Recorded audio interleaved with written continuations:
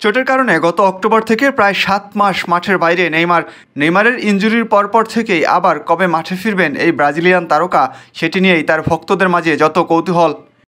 একই কারণে মৌসুমের বেশিরভাগ ম্যাচে দর্শক হয়ে মাঠের বাইরে খেলা উপভোগ করতে হয়েছে এই ফুটবল তারকার। পুরো মৌসুমে আল হিলালের হয়ে নেইমার খেলেছেন মাত্র ৫টি ম্যাচ, যেখানে সৌদি প্রো লিগের ম্যাচেই ছিল ৩টি। আর এতেই লিগ শিরোপা জয়ীদের তালিকায় নাম উঠেছে নেইমারের। এর মধ্যে জুন জুলাইয়ে আয়োজিত কোপা আমেরিকায় ছিটকে গেছেন নেইমার। তাকে ছাড়াই কোপার স্কোয়াড ঘোষণা করেছিল ব্রাজিলিয়ান কোচ দরিভাল জুনিয়র। এখন আগস্ট থেকে অনুষ্ঠিত হতে যাওয়া সৌদি প্রো লিগের নতুন মৌসুমের শুরুতে নেইমারকে পাওয়া নিয়ে তৈরি হয়েছে অনিশ্চয়তা। সম্প্রতি নেইমারের মাঠে ফেরা নিয়ে কথা বলেছেন আল হিলাল কোচ হোর্হে জেসুস।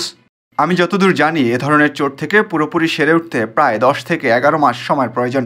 আমরা যদি গাণিতিকভাবে হিসাব করি তাহলে প্রাক মৌসুমের প্রস্তুতি থেকে পাওয়া যাবে না তাকে। হাঁটুর লিগামেন্ট ছিঁড়ে যাওয়ার পর নেইমার চিকিৎসকদের কাছে যান নভেম্বরে। এরপরে ডিসেম্বরে ব্রাজিল দলের চিকিৎসক রদ্রিগো লাসমার কোপা আমেরিকায় নেইমারের খেলার সম্ভাবনা নাকচ করে দেন। পরে এর সত্যতা পাওয়া যায় দারিভালে ঘোষিত স্কোয়াডেও।